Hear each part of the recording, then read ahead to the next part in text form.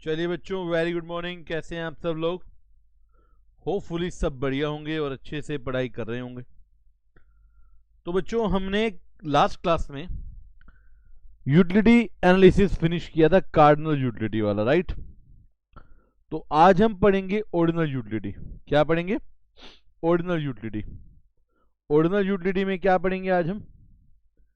Ordinal utility में जो हमारे पास टॉपिक होता है उसे कहा जाता है इनडिफरेंस कर्व एनालिसिस। आईसी बोलते हैं। क्या बोलते हैं? आईसी। सर ये क्या होता है आईसी? बेटे आईसी एक कर्व होता है। आईसी एक कर्व है जहां पर कॉम्बिनेशन है दो कोमोडिटीज का, और हर एक कॉम्बिनेशन आपको मैक्सिमम सेटिस्फैक्शन देता है। IC is a curve which represents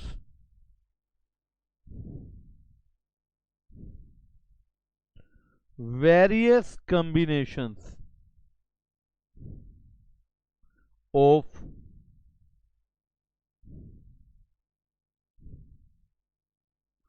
two commodities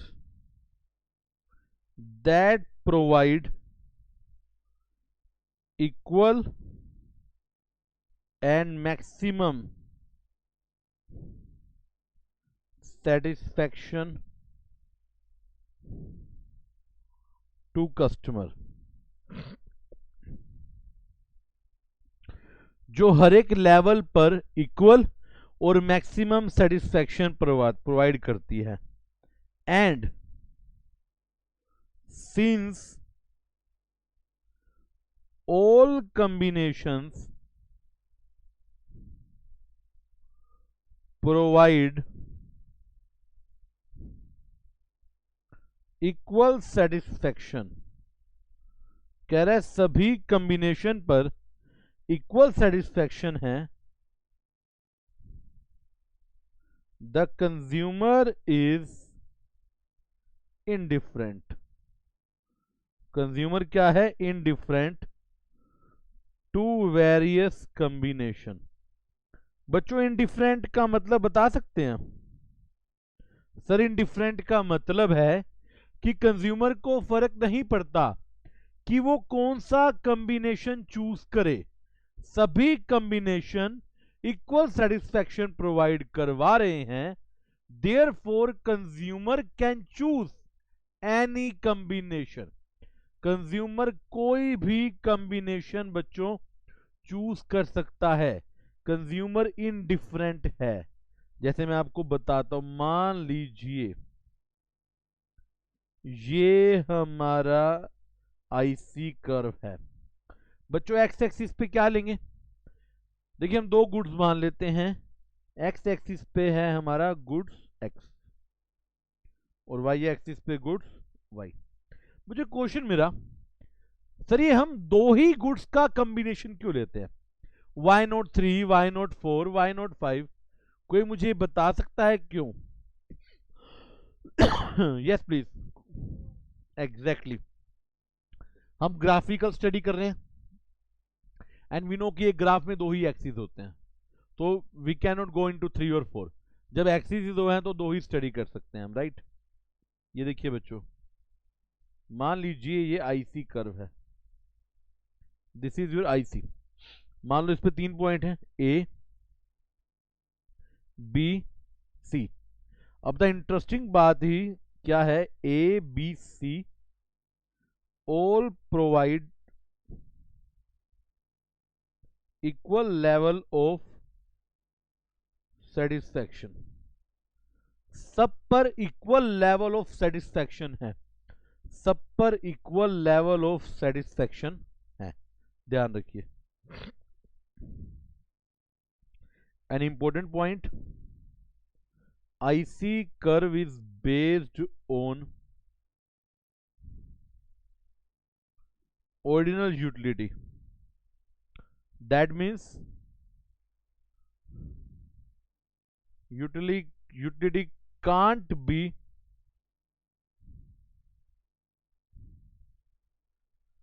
computed in numerical terms. Numbers में, न्यूमेरिकल टर्म्स मतलब नंबर्स में, नंबर्स में आप इसको नहीं कंप्यूट कर सकते। That is ordinal utility approach. कौन सी अप्रोच है बच्चे? Ordinal utility approach, right. देखेंगे एक बारी।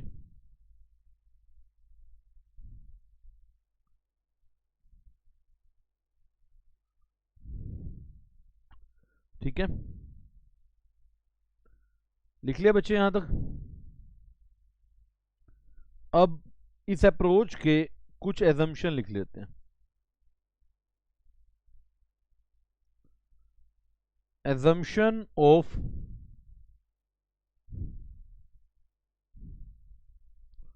ordinal utility approach,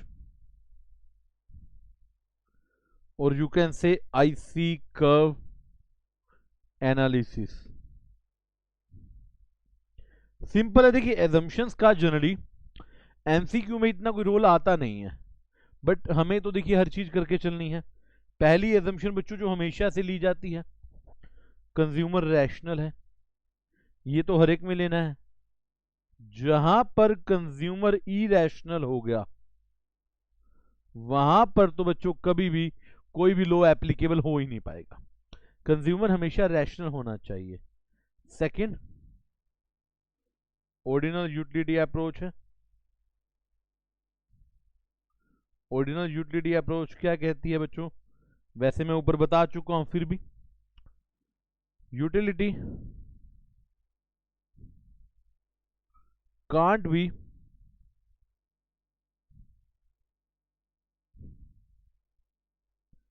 expressed in numeric forms.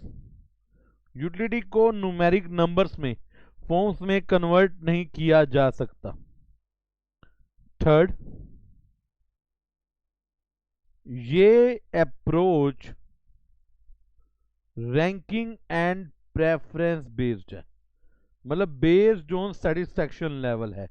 Numbers आप देख नहीं सकते, आप ये बता सकते हैं कि कौन सा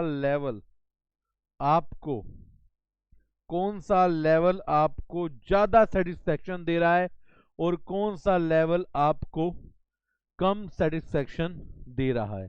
मतलब जिस कॉम्बिनेशन आप पढ़ेंगे ना, मैं फ्यूचर बताऊंगा, जो कर्व हाइयर होगा वो हाइयर लेवल ऑफ सेटिस्फैक्शन देगा, जो कर्व लोअर होगा वो लोअर लेवल ऑफ सेटिस्फैक्शन देगा। तो आपको पता ही नहीं है कि नंबर क्या है 1 2 3। It's all about preference based, कि हम ए को प्रेफर करेंगे, बी को प्रेफर करेंगे, right. Third, it depends upon the number of goods,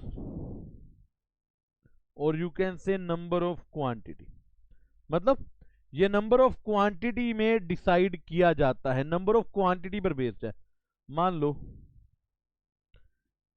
I have to alternate A and B. A में I am getting 2 quantity, B में I am getting 3 quantity. Then of course I will prefer B. I will prefer B because B is providing me the maximum quantity. B is providing me the maximum quantity. And the last,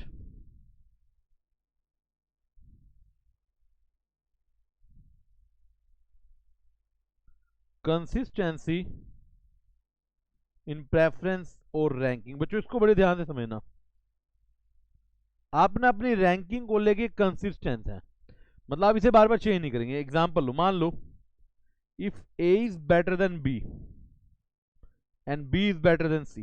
अगर आप कहते हैं आपको B के मुकाबले a better लगा और सी के मुकाबले बी बेटर लगा, तो ये बकायदा इंडिकेट करता है कि ए बेटर है सी से। और इसमें कोई आप ये नहीं कहते नहीं ऐसा नहीं हो सकता। It's a kind of mathematical equation. If you think A is better than B and B is better than C, that it is implied that A is always better than C. लिखिए, समझिए, एक बार ये पांचों assumption पढ़ें और समझें। अगर A B से बेटर है और B C से बेटर है तो इसमें कोई दो राय नहीं है कि A C से बेटर है। लिखेंगे बच्चों एक बारी।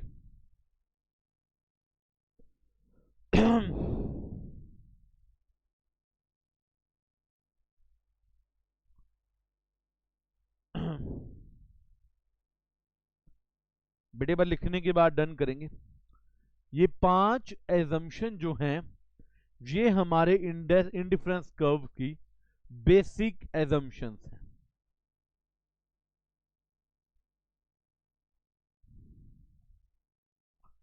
लिख लिया बेटे, चलिए अब एक हेडिंग लिखिए, indifference map.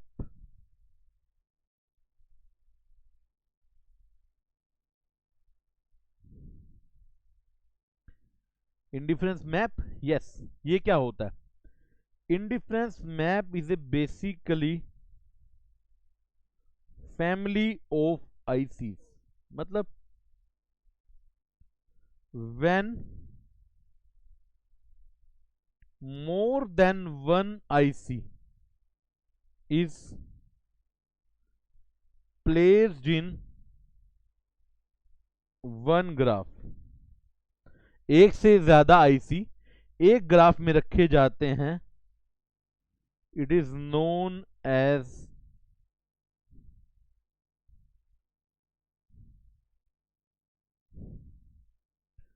Indifference map. You can say group of IC, ICs का ग्रुप। जैसे एग्जांपल लीजिए,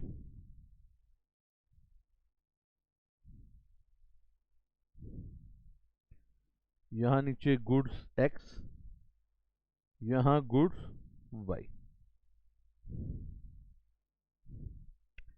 ये देखिए, ये IC1, ये 2, ये 3, IC1, IC2, IC3। मैंने 3 IC एक ही ग्राफ में रख दिए। I have put 3 ICs together, this is entirely known as indifference map. ये अलग अलग IC हैं मगर इस तीनों को मिलाकर हम कह सकते हैं कि ये इंडिफरेंस मैप हैं। ये क्या है? Indifference map.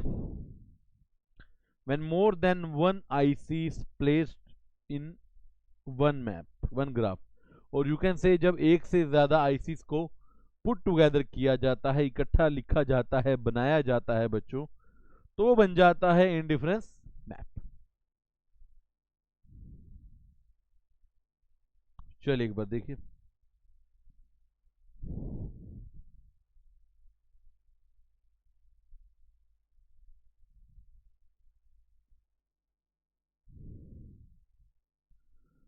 ठीक है। अब इसके बाद ना हम फीचर्स पे जाएंगे। फीचर से पहले ना मुझे एक टर्म करानी है आपको। फीचर से पहले मुझे एक टर्म करानी है, अगर आप लोगों ने कभी सुनी हो।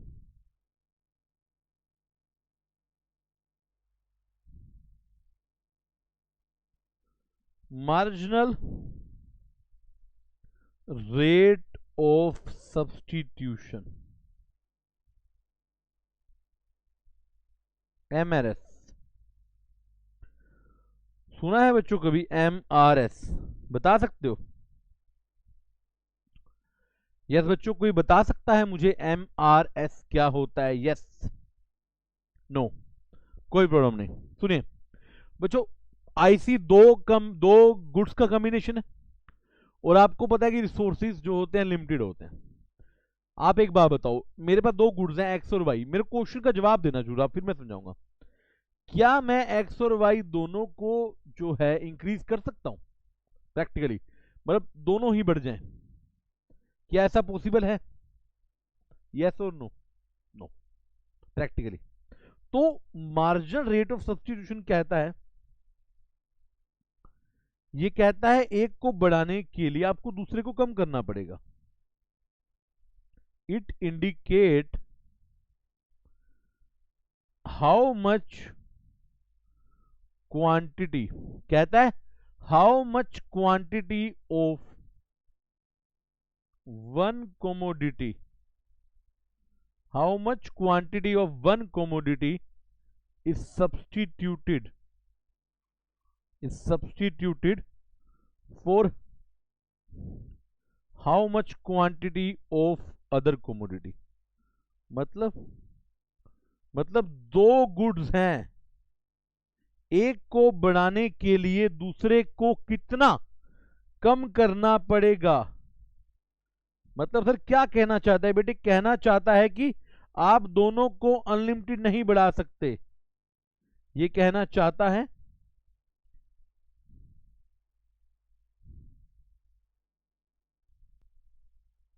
तो ये आपको बता रहा है कि आपको x को बढ़ाने के लिए या y को बढ़ाने के लिए कितना x कम करना पड़ेगा। How much is x substituted for how much of y। Basic फंडा है, बेसिक फंडा। For increasing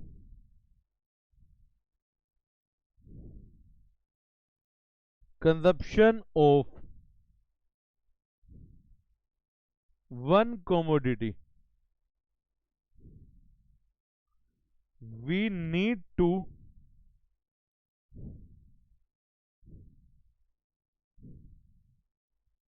decrease the consumption of other commodity। Simple सी बात, एक को बढ़ाने के लिए दूसरे को कम करना पड़ेगा, एमआरएस। बच्चों in fact MRS is also known as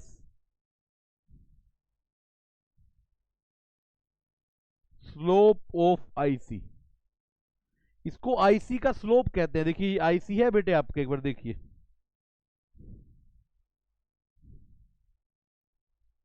ये आपके गुड्स वाई, ये आपके गुड्स एक्स, ये बच्चे आपका आईसी। ये आईसी का जो स्लोप है, स्लोप, उसको बोलते हैं एमआरएस।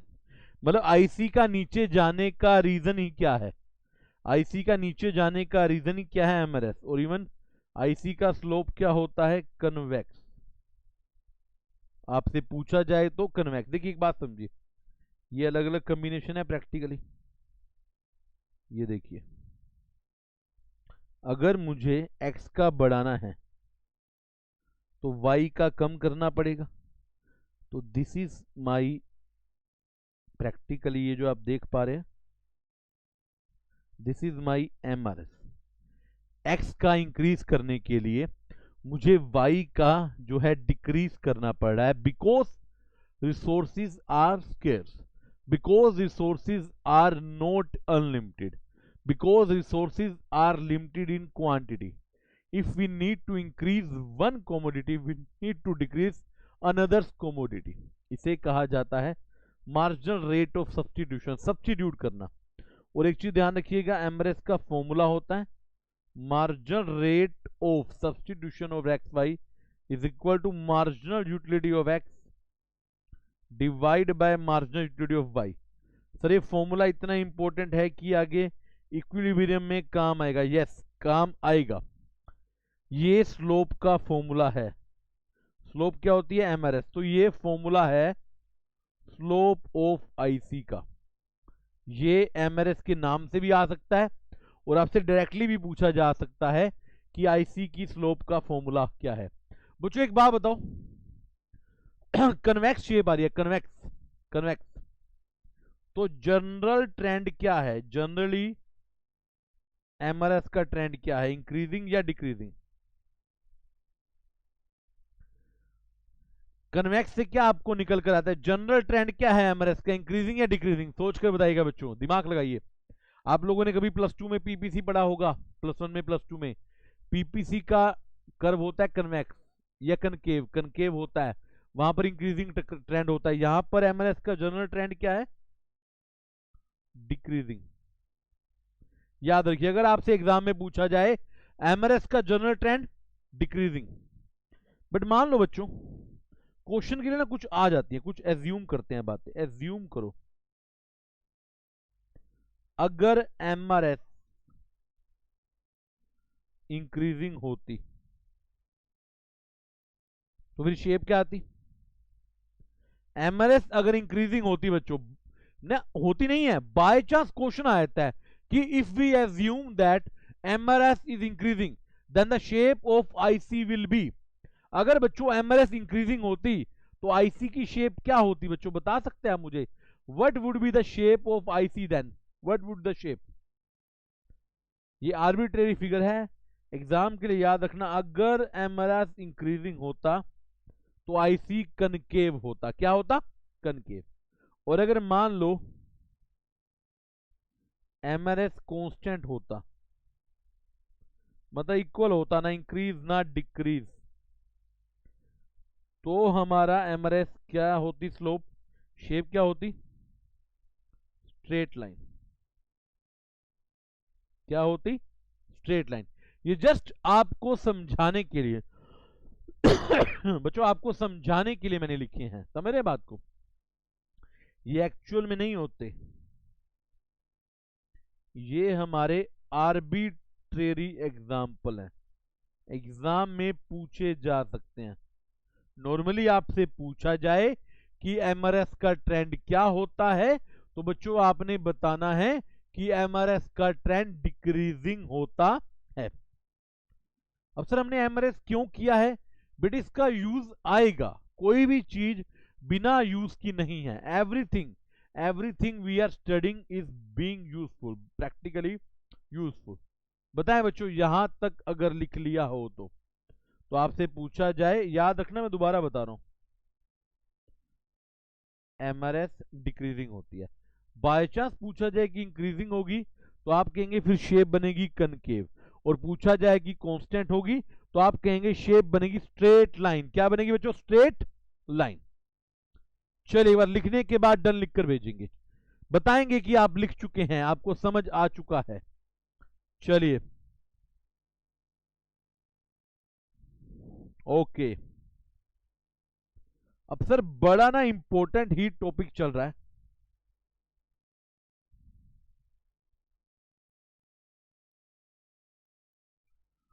Properties of IC। अब हम कुछ बातें पढ़ेंगे,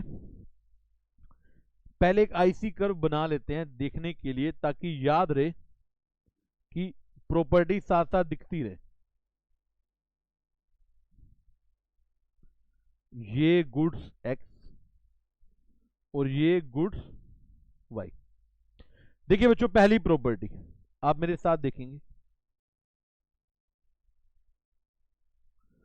IC इज स्लोपिंग डाउनवर्ड, आपके सामने दिख रहा है। IC क्या है बच्चों? Sloping downward. Sir sloping downward का रीजन क्या है? MRS, क्योंकि मार्जिनल रेट ऑफ सब्स्टिट्यूशन होता है। एक कोमोडिटी को बच्चों दूसरी कोमोडिटी से सब्स्टिट्यूट किया जाता है, इसलिए हम कह सकते हैं कि IC जो है स्लोपिंग डाउनवर्ड है। IC स्लोपिंग डाउनवर्ड है। मगर सर सेकंड फीचर है, IC is convex to origin. Sir IC convex to origin है, आप देख पा रहे हैं ओरिजिन से दूर जा रहा है। बच्चों इसका रीजन क्या हो सकता है, सोचकर बताइएगा, इसका रीजन क्या हो सकता है, कौन बताएगा?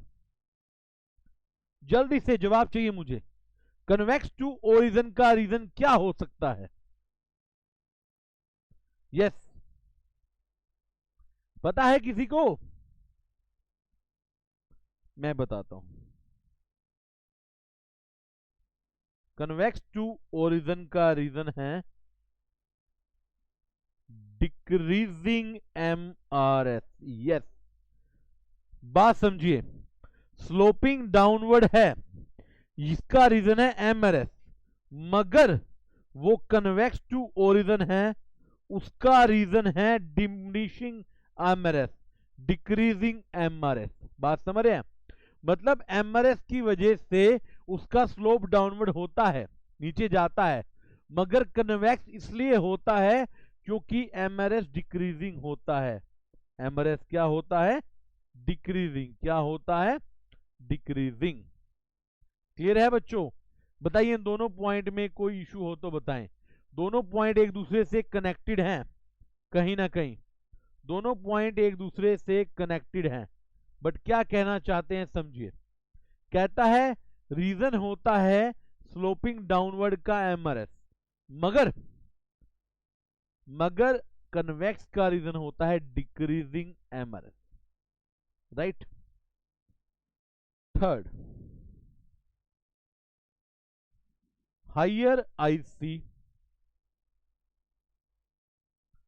implies higher satisfaction। मतलब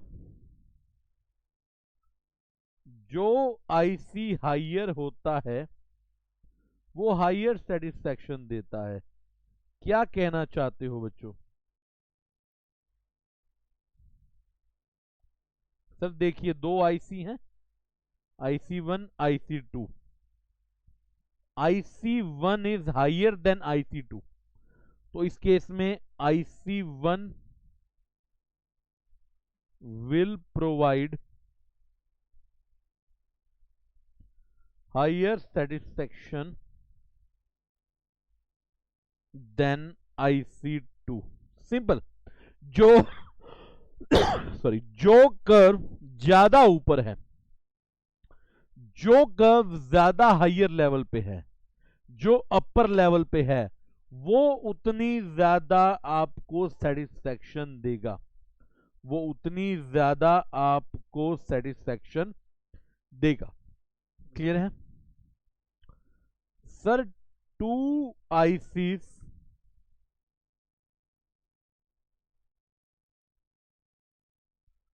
कांट इंटरसेक्ट ईच अदर। दो आईसी कभी भी एक दूसरे को इंटरसेक्ट नहीं कर सकते। कैसे सर? सोच कर बताइए बच्चों, क्वेश्चन मेरा आपसे है। मैं आपको कह रहा हूं कि दो आईसी कभी भी एक दूसरे को इंटरसेक्ट नहीं कर सकते। बच्चों क्या आप मुझे इसका रीजन बता सकते हैं कि सर ऐसा क्यों? वाई? क्यों नहीं कर सकते? कोई तो वजह रही होगी जो नहीं कर सकते। बच्चों बताएंगे कोई? प्लीज बताइए। यस, कोई भी बच्चा ट्राई करना चाहे। दो आईसी क्यों एक दूसरे को इंटरसेक्ट नहीं कर सकते? यस, कोई ट्राई करेगा? कन्वेक्स हैं बेटे, कन्वेक्स तो हैं। आप रीजन मैं बताता हूं, चलो। Because because difference different IC have different level of satisfaction. बच्चों एक बात बताओ, अगर दो आईसी इंटरसेक्ट कर गए तो दोनों में कुछ कॉमन हो गया जहां पर वो इंटरसेक्ट कर गए। अब दो आईसीज में कुछ कॉमन हो ही नहीं सकता। दो आईसी में, हर एक आईसी में अलग अलग लेवल ऑफ सेटिस्फैक्शन होते हैं। अगर दो आईसी इंटरसेक्ट करते हैं तो इसका मतलब है कि दो आईसी के बीच में सेम लेवल ऑफ सेटिस्फैक्शन है, जो कि प्रैक्टिकली पॉसिबल ही नहीं है।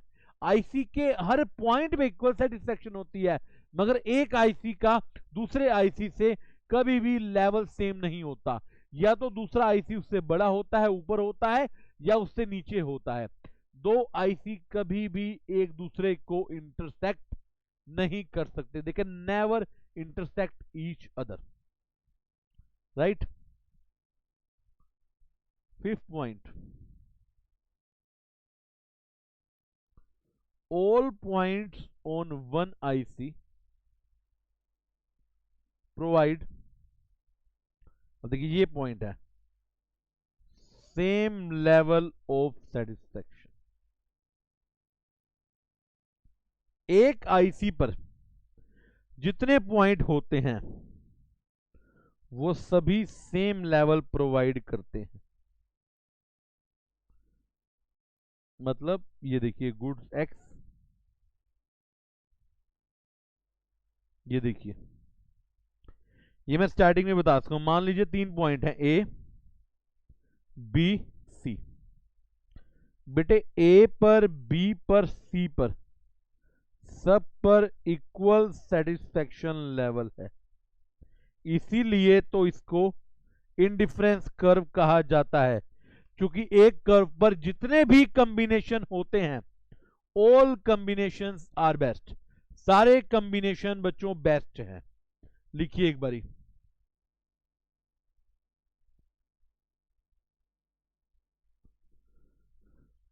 जल्दी से लिखेंगे एक बारी। एक बार लिखने के बाद बेटे डन लिखकर बताएंगे, यहां तक आप पढ़ेंगे। ऑल्दो फीचर अभी समाप्त नहीं हुई, मेरे पास 2 फीचर और हैं, डोंट वरी। तो सारे पॉइंट एक आईसी पर equal level of satisfaction provide करेंगे।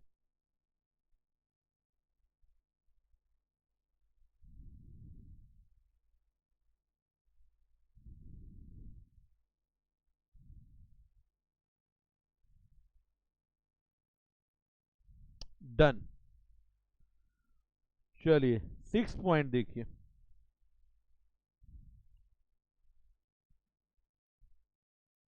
To ICs need not to be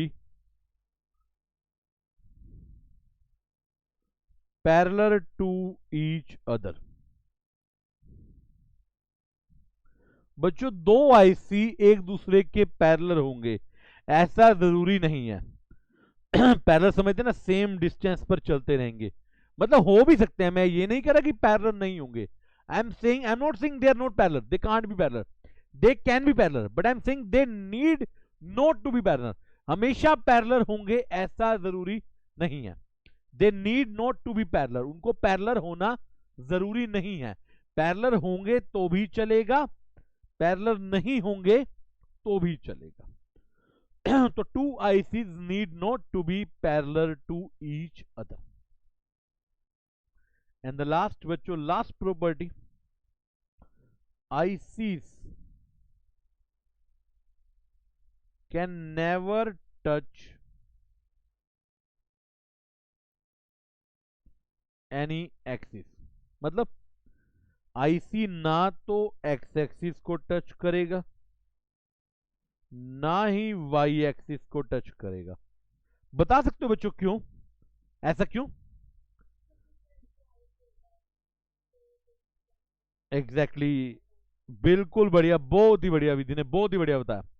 IC दो गुड्स का कॉम्बिनेशन है, अगर आपने एक एक्सिस टच कर दी तो वो गुड्स तो जीरो हो गया, देन कॉम्बिनेशन कैसे पता चलेगा? आईसी कभी भी किसी भी एक्सिस को टच नहीं करेगा, because IC denotes combination of two goods, and दो गुड्स होने चाहिए। अगर आपने कोई एक्सिस को टच करवा दिया तो एक गुड्स की वैल्यू वहां पर जीरो हो जाएगी, जो कि आईसी में पॉसिबल ही नहीं है। तो these are the 7 most important property of IC. बच्चों याद करेंगे एक बार मेरे साथ। IC sloping downward, MRS. IC is convex, decreasing MRS. IC, higher IC, higher satisfaction. IC cannot intersect each other. IC need not to be parallel to each other. IC can never touch any axis. IC can never intersect each other. और एक कौन सा miss कर दिया? या हो गए सारे? यस।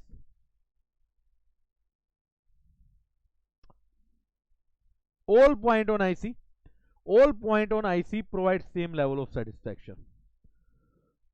तो these are the 7 properties of IC।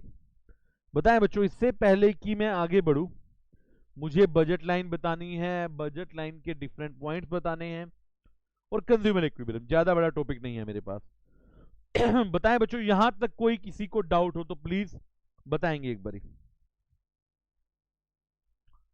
Yes बच्चों बताएंगे।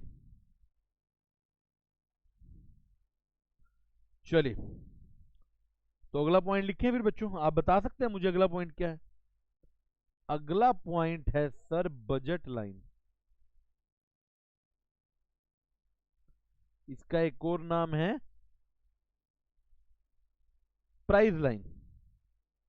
बजट लाइन और प्राइस लाइन क्या होता है ये? बजट लाइन और प्राइस लाइन बच्चों बता सकते हैं कोई मुझे? ए बजट लाइन और प्राइस लाइन, देखो बजट शब्द सुना होगा, हर घर का, हर आदमी का, हर एक का अपना बजट होता है। वो कहता है कि मेरे पास इतने पैसे हैं, मेरी इतनी इनकम है, मैं इससे इतना कुछ परचेज कर सकता हूं, मेरा बजट 10,000 है, 20,000 है, 50,000 है, वट एवर द केस में भी।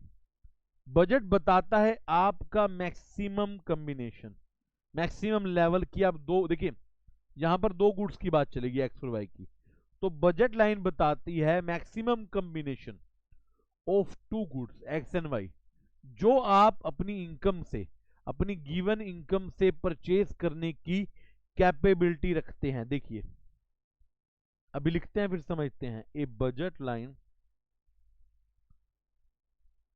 Represent,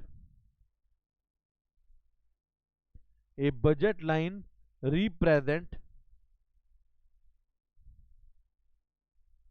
various combination of two goods, various combination of two goods that a consumer can buy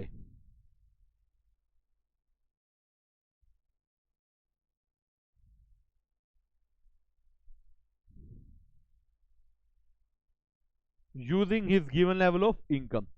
given level of income पे दो गुड्स के कॉम्बिनेशन, मान लो मेरे पास 10,000 रुपए हैं, 10,000 रुपए में मैं कितना एक्स और कितना वाई खरीद सकता हूं, उसके अलग अलग combination, that is known as budget line. मैं बनाकर दिखाता हूं बच्चों आपको।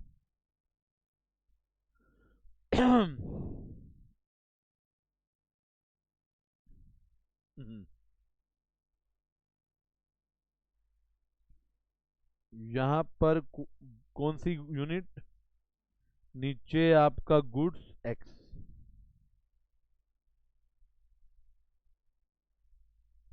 ये बजट लाइन है। क्या है? Budget line. मान लो बजट लाइन पे ए पॉइंट है, बी पॉइंट है। अब ए और बी आपके कॉम्बिनेशन है, जो बता रहे हैं मैक्सिमम, मैक्सिमम लेवल दे रहे हैं, आप इतना बाय कर सकते हो, जितनी आपकी इनकम है उतना आप बाय कर सकते हो। मतलब every point, every point on budget line provide same level of spending। आप कितना खर्चा कर सकते हो, ए और बी दोनों बता रहे हैं सेम लेवल ऑफ स्पेंडिंग, और कहीं ना कहीं ये मैक्सिमम लेवल ऑफ स्पेंडिंग है। क्या है ये? Maximum level of spending. इसको आप फुल स्पेंडिंग भी बोल सकते हैं। मतलब हमने सारा खर्चा कर दिया, हमने सारा पैसा लगा दिया, इससे ज्यादा हमारे पास पैसा अवेलेबल ही नहीं है। इसे बोला जाता है बजट लाइन। यहां पर ना एक फॉर्मूला आता है बच्चों, बजट लाइन का स्लोप। इसका यूज क्या है थोड़ी देर में पता चलेगा। Slope of budget line, budget line का स्लोप होता है price of X divide by price of Y. लिखेंगे बच्चों एक बारी, price of X divide by price of Y, that is the slope of budget line. बड़ा इंपॉर्टेंट है, इसका यूज मैं करने वाला हूं कंज्यूमर इक्विलिब्रियम में। अभी मैं कंज्यूमर इक्विलिब्रियम कराऊंगा, तो इसका यूज मैं अभी करूंगा। एक बार यहां तक पढ़ेंगे बच्चों, देखेंगे। अभी इक्विलिब्रियम से पहले मेरे पास एक और पॉइंट है, एक और टॉपिक है, जिसको कहते हैं different points on budget line. इसके पहले अभी है, देखिए।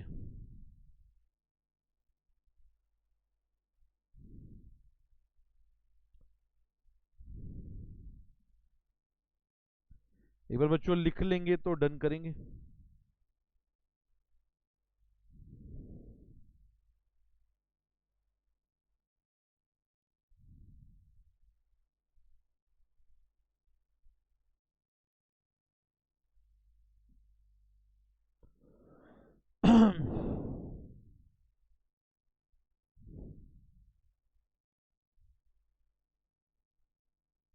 यस बच्चों, लिखा आपने? चलिए देखिए, मैं आपसे क्वेश्चन पूछूंगा। ये मैंने एक टॉपिक करा रहा हूं, different points on budget line. मैंने आपको बजट लाइन बना के दिखाऊंगा और कुछ पॉइंट्स आपको बताऊंगा। आपने बताना है कि ये पॉइंट्स क्या डिनोट कर रहे हैं।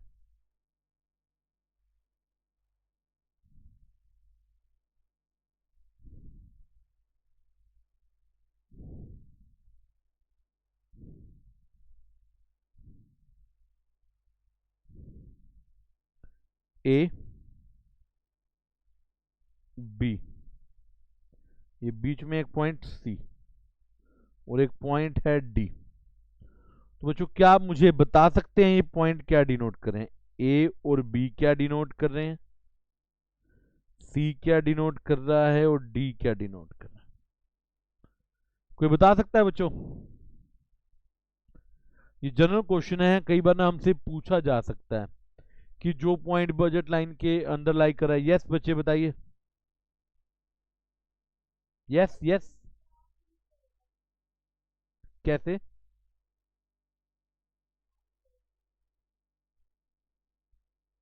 बेटे यहां तो ओके है, देखिए एक बारी।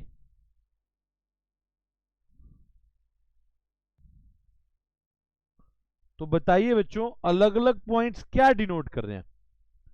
एक लाइन के ऊपर है ए बी, ए बी आपको दिख रहा है, मतलब ए बी क्या है? देखो, ए बी है पॉइंट्स जो बजट लाइन पर है, ठीक है।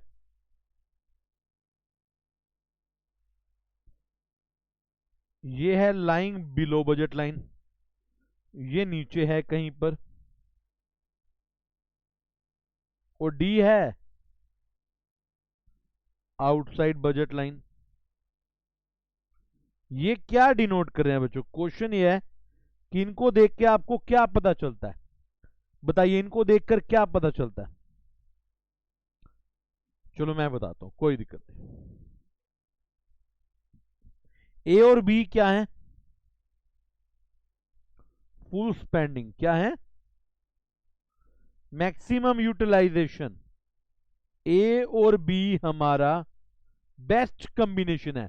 बच्चों, जो पॉइंट्स बजट लाइन के ऊपर हैं, जो पॉइंट्स बजट लाइन के ऊपर हैं, they are the maximum utilisation, they denote full spending. वो मैक्सिमम लेवल शो करते हैं, बेस्ट लेवल। जो अंडर हैं वो है अंडर स्पेंडिंग। आप खर्चा पूरा कर सकते हो, आप कर नहीं रहे, इसको आप अंडर यूटिलाइजेशन भी बोल सकते हैं। मतलब जब ए और बी तक आप जा सकते हो, सोचो बच्चों, जब ए और बी के लेवल तक आप जा सकते हो, फिर भी आप नहीं जा रहे, आप सी पॉइंट पर हैं, that is known as under spending और अंडर यूटिलाइजेशन। मतलब जब आपकी जेब में 5,000 रुपए हैं तो आप 5,000 खर्चा कर सकते हो, फिर आप 2-3 हजार क्यों कर रहे हो? That is under spending, that is under spending. Sir जो आउटसाइड है, आउटसाइड तक तो बच्चों आप पहुंच ही नहीं सकते, आउटसाइड वाले को बोलते हैं अनअटेनेबल। अनअटेनेबल। हमारे पास बजट ही 5,000 का है और मान लो डी पॉइंट है 7,000 रुपए का। हम 5,000 रुपए जेब में होते हुए 7,000 का खर्चा कर ही नहीं सकते, 7,000 का खर्चा कर ही नहीं सकते, right? These are the different points. जो पॉइंट्स बजट लाइन के ऊपर होंगे वो सारे इक्वल होंगे, उनको बोलेंगे हम फुल स्पेंडिंग, फुल यूटिलाइजेशन या मैक्सिमम यूटिलाइजेशन। जो आपके पॉइंट बाहर होंगे, आपकी पहुंच से बाहर होंगे, उनको बोला जाएगा अनअटेनेबल, वहां आप पहुंच ही नहीं सकते। और जो अंदर खाते हैं, जो देखिए जैसे यहां पर है सी पॉइंट, ये आपका है अंडर यूटिलाइजेशन, अंडर स्पेंडिंग, इसको आप इनएफिशिएंसी भी बोल सकते हैं। जब आप ए और बी के लेवल तक पहुंच सकते हैं फिर भी आप बच्चों बैठे हैं सी के लेवल पर, that is your mistake, that is your under utilisation. बताइए बच्चों, बताएंगे एक बारी।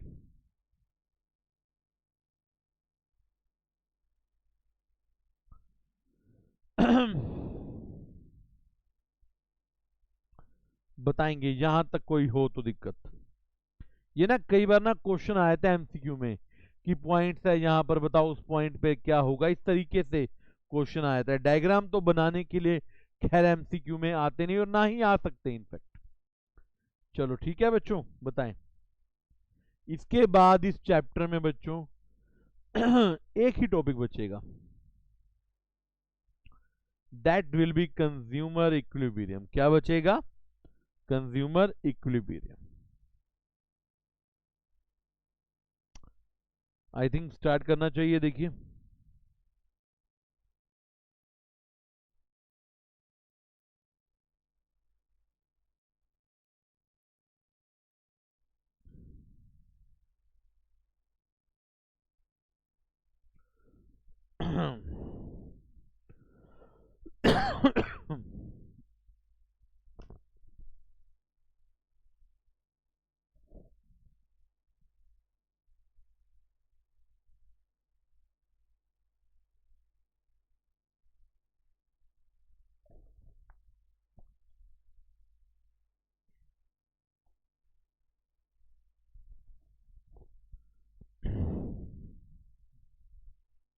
बच्चों क्या होता है कंज्यूमर इक्विलिब्रियम, बता सकते हैं?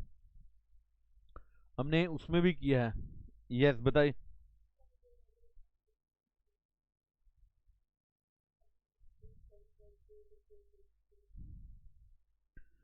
मतलब स्टेज ऑफ मैक्सिमम सेटिस्फेक्शन, ये कहना चाहते हैं आप? Stage of maximum satisfaction, right. देखिए डेफिनेशन देखिए, a consumer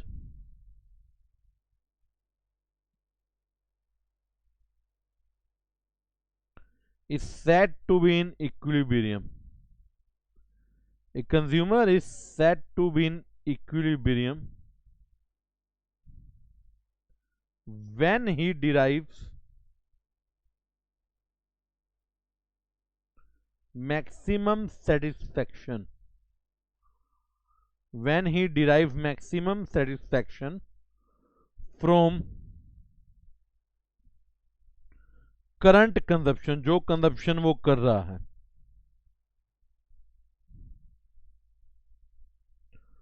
current consumption of existing two goods, and he has no tendency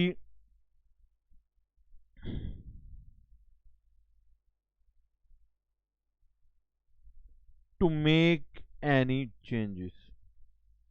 He is very much happy with the current level of consumption. उसको लग रहा है कि जो करंट कंजप्शन हो रही है this is the best maximum satisfaction and he has no tendency to make any changes. अब वो चेंजेस नहीं करना चाहता, वो अपनी करंट कंजप्शन से बहुत ज्यादा सेटिस्फाइड है, बहुत ज्यादा खुश है। कोई भी वो किसी तरह का चेंज उसको रिक्वायरमेंट नहीं है, ना ही वो चेंज करना चाहता है। इसे कहा जाता है कंज्यूमर इक्विलिब्रियम। अब बात आती है कि आईसी कर्व में क्या कंडीशन है। कंडीशंस फॉर कंज्यूमर इक्विलिब्रियम बच्चों, आईसी कर्व एनालिसिस में दो कंडीशन अगर सेटिस्फाई होंगी, दो कंडीशन अगर सेटिस्फाई होंगी तो हम कह सकते हैं कि कंज्यूमर इक्विलिब्रियम है। पहला, आईसी शुड, आईसी मतलब indifference curve should be tangent to budget line. Sir ये टेंजेंट क्या होता है? टेंजेंट जो स्ट्रेट 90 डिग्री का एंगल बनाता है। Second, slope of IC should be equal to slope of budget line, मतलब एमआरएस, जो एमआरएस है एक्स वाई की, that should be equal to slope of budget line. ये सेकंड कंडीशन है, मतलब इन शॉर्ट स्लोप दोनों की इक्वल हो, वहां पर टकराए। बच्चों एक बात बताएंगे मुझे, एमआरएस का फॉर्मूला क्या होता है?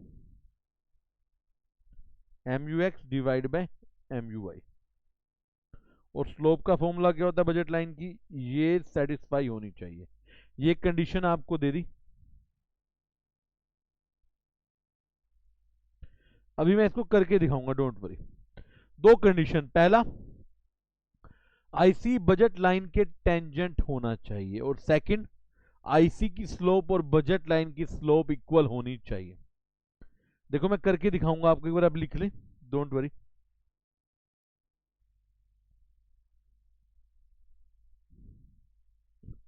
लास्ट टॉपिक है बच्चों ये हमारा, देखिए बना कर देखते हैं।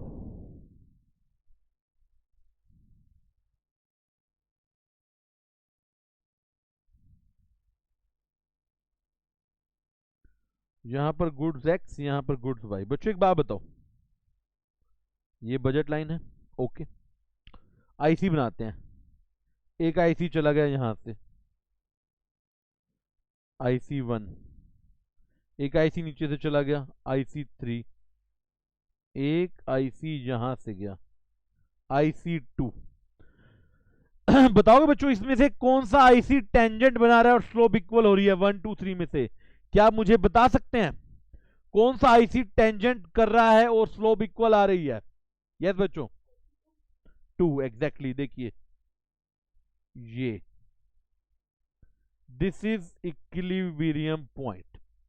क्या बोलेंगे? इक्विलिब्रियम पॉइंट, जहां पर आईसी प्रॉपर एंगल बना रहा है और उसको टच करके जा रहा है। प्रैक्टिकली टच करने का मतलब है दोनों की स्लोप इक्वल हो गई।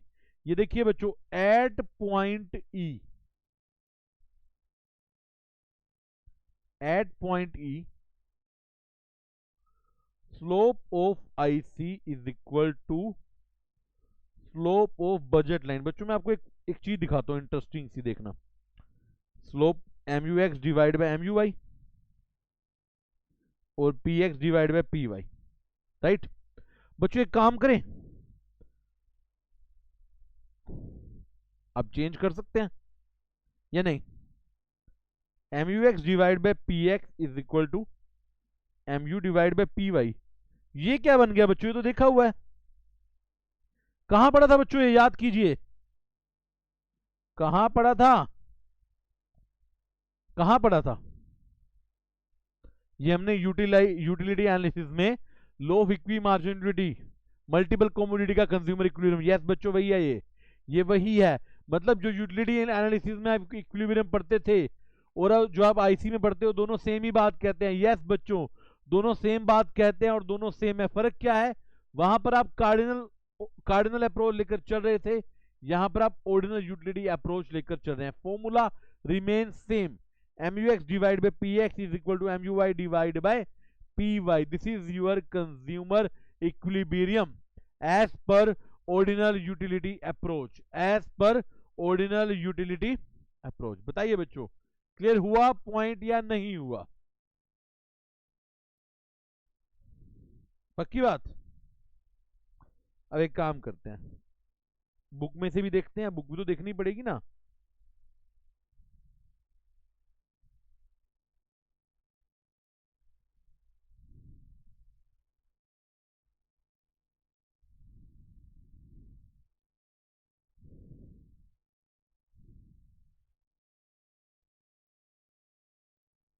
एक बुक निकालता हूं मैं।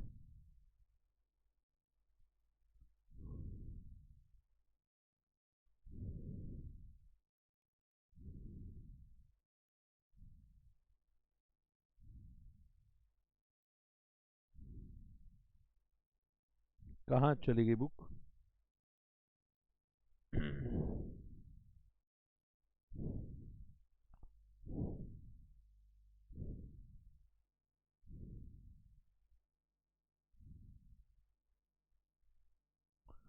बच्चों फर्स्ट वाले जो, वैसे तो टेस्ट भी हो चुका है, फर्स्ट चैप्टर के क्वेश्चन कर लिए आपने पूरे या रह गए हैं अभी?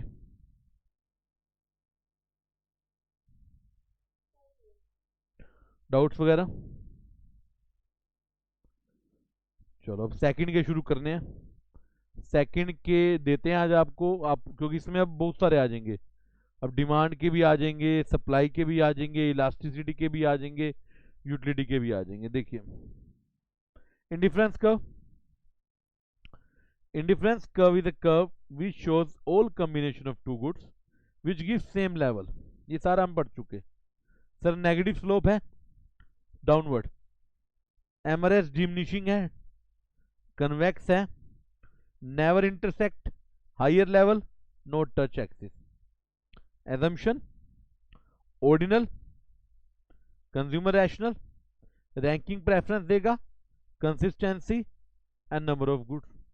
सर ये तो पढ़ लिया हमने बेटे, हमने सारा कुछ ही पढ़ लिया। एक बार बुक में से ओवरव्यू ले रहे हैं, कुछ रह तो नहीं गया।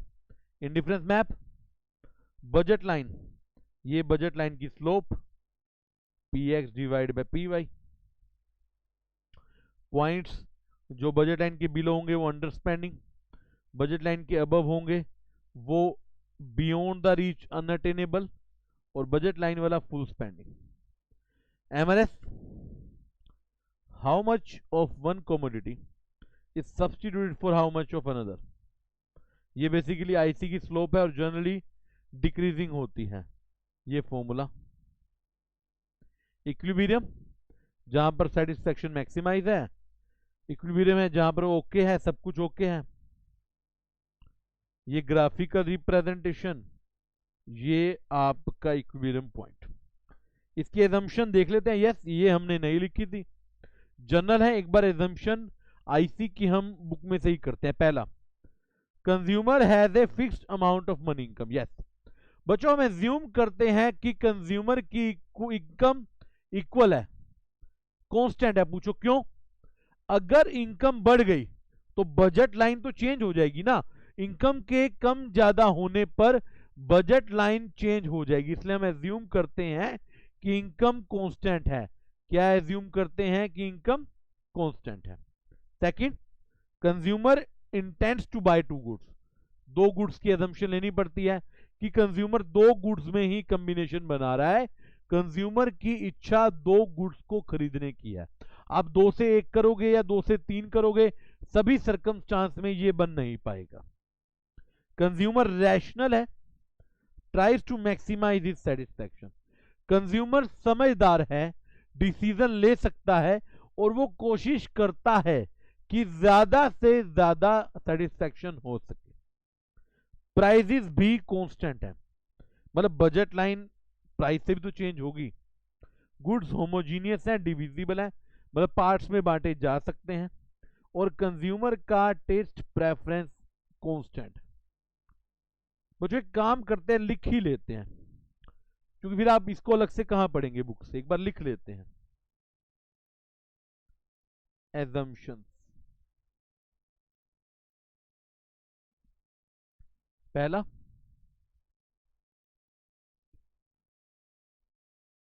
Income is constant.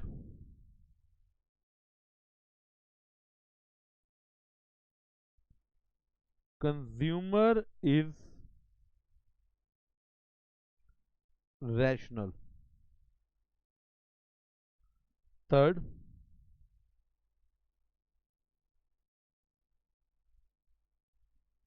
consumer intends to buy two goods, right?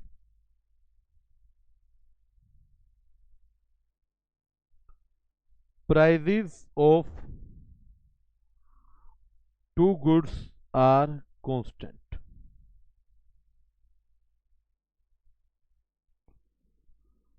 Goods are homogeneous and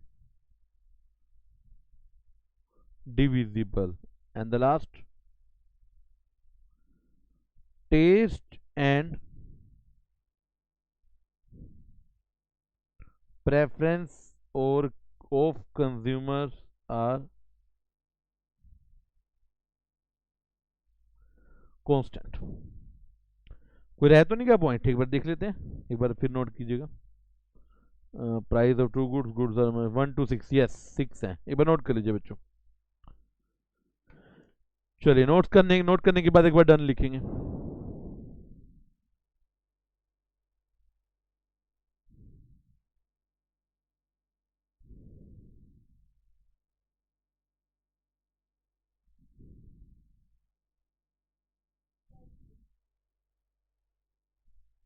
done.